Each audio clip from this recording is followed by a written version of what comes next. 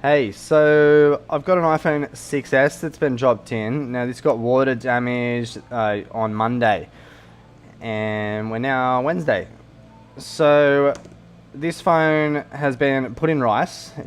She tried to turn it on, and it's been on charge. So we're expecting quite a bit of corrosion on the board.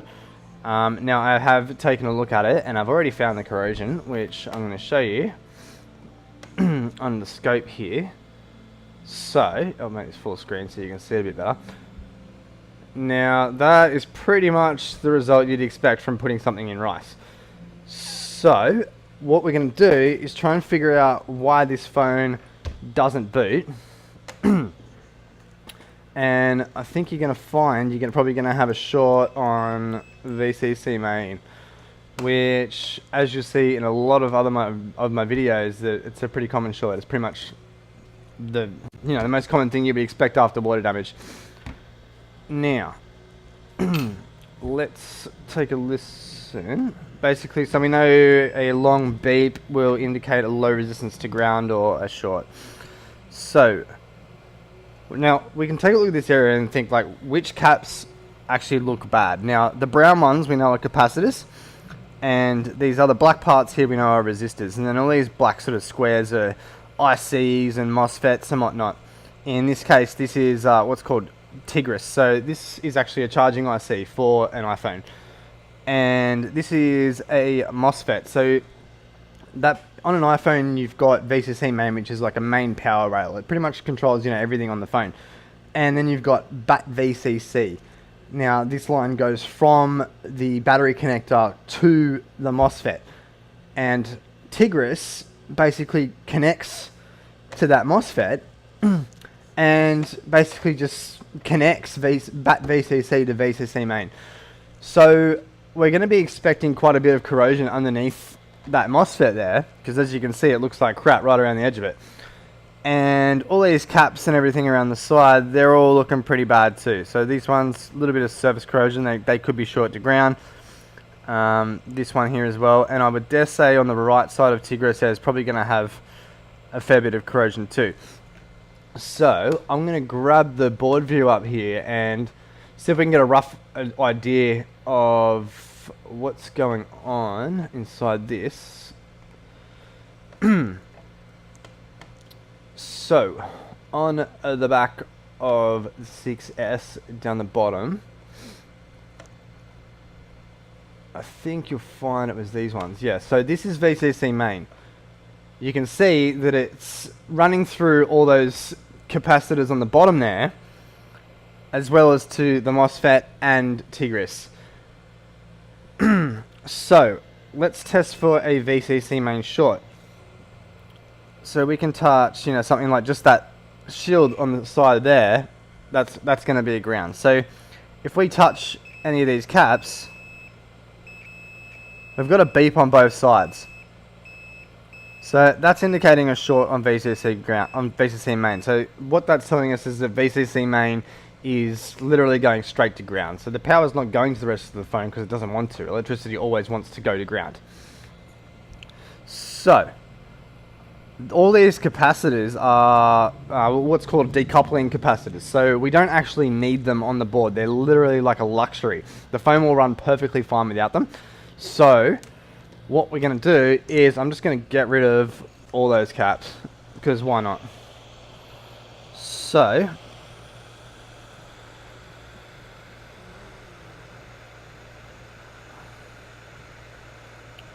I'm not going to add flux yet because I kind of don't really want to make this area kind of all messy yet. I kind of want to see what I'm doing. This part at the bottom right, that's the speaker amp. So that controls your sound to your earpiece speaker and your loudspeaker. We don't care about sound. This is a data recovery only job. I don't care if the phone gets sound or not. I just want it to turn on. But there's every possibility that that speaker amp is the reason it's not turning on. So we're just going to get rid of it. And I'll continue getting rid of all those caps above as well. But, underneath that speaker amp looks fine. So that was never going to be the cause of it. I think you'll find it was probably one of these caps, the MOSFET. Oh, it's not going to be the MOSFET. But Tigris or those caps will likely be the issue. Or all this corrosion and everything around the side here.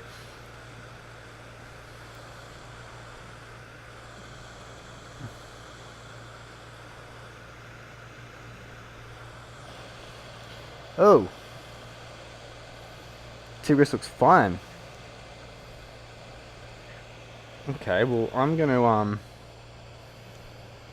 literally I'm gonna keep Tigris there. So I'm just gonna flux that. I'm gonna put Tigris back.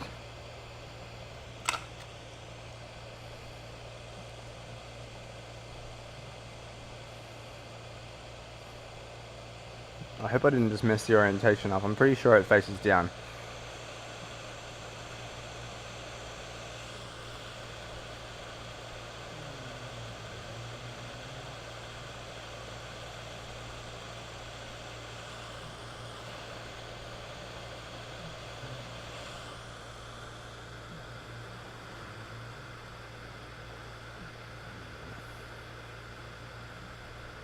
And it'll snap into place.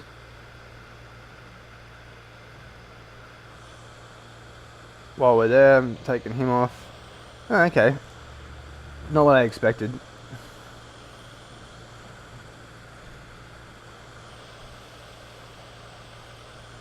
Yeah, you can come off.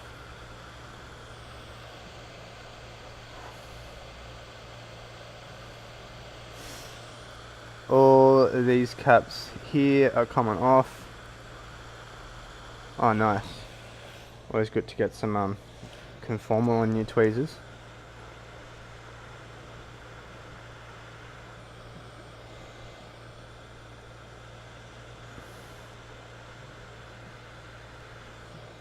You know, just after doing that, I'm going to see if my short's still there. So, given that I've also just heated the board up, that's also going to vary the resistance on that line. So, we really should wait for that board to heat, to cool down before we do this. But, see how my VCC main short's gone? I'm not getting a beep on that top cap anymore. I think you'll find this will boot. Well, let's hope so.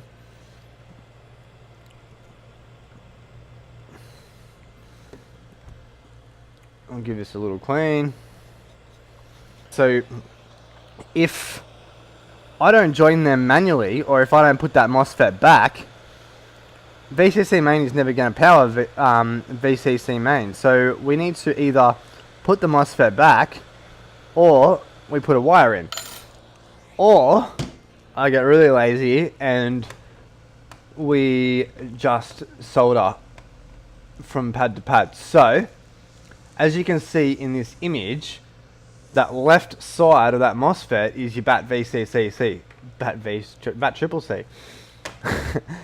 So that is pretty much going straight to the battery connector. If we flip the board around, you can see it's going to the bottom terminal of the battery connector.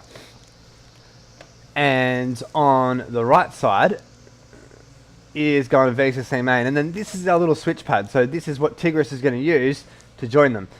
But we don't have to have that. We can just wire straight from this pad here to here. So we only really need to join, you know, like either B2 to C2 or B3 to C3, or we can do all of them, whatever you want to do.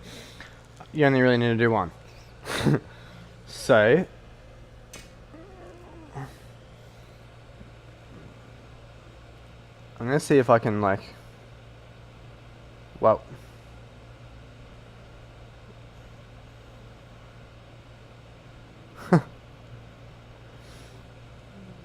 well, my top one's doing, like, literally nothing. But that's going to be joined.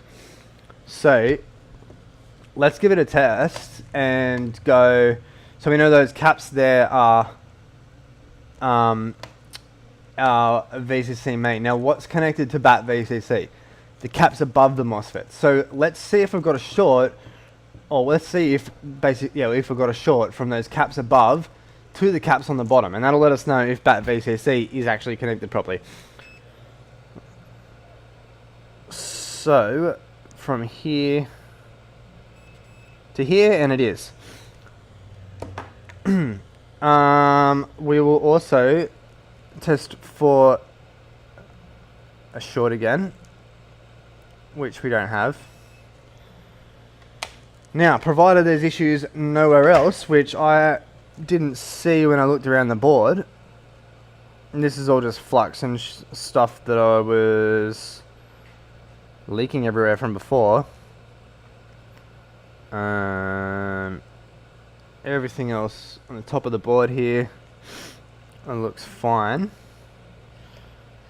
On top of the CPU, we don't have any corrosion.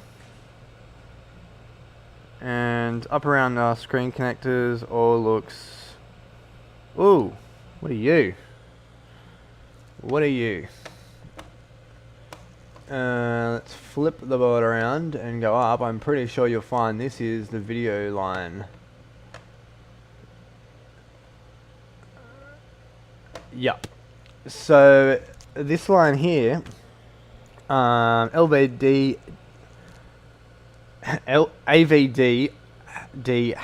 is the video line on an iPhone. So this is going to control our video signal to the screen, and probably one of the biggest, what's basically a design flaw with the 6S is that these capacitors here on this line are pretty underrated. You know, this is we consider this is a 5.7 volt line by the name of it, PP5V7, as you can see down the bottom of the screen there. And then we've got a 6.3 volt cap.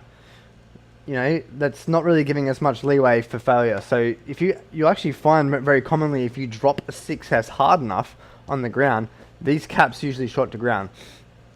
But in this case, it's short to ground because of corrosion. And we can literally, I think you'll find, if I come up to this cap and we just go bang like that,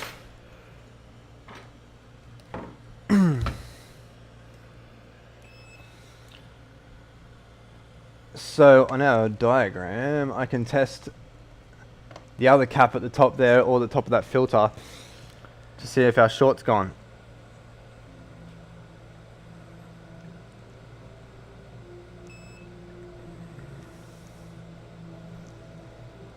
Short's gone. Okay, I am pretty confident this will boot. Let's grab a screen and a battery and see what happens.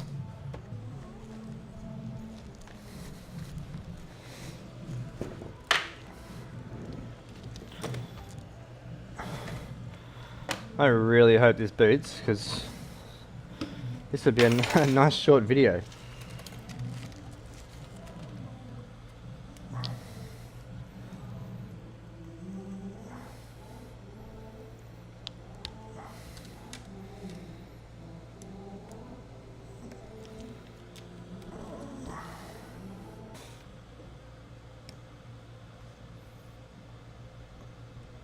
It's trying a bit.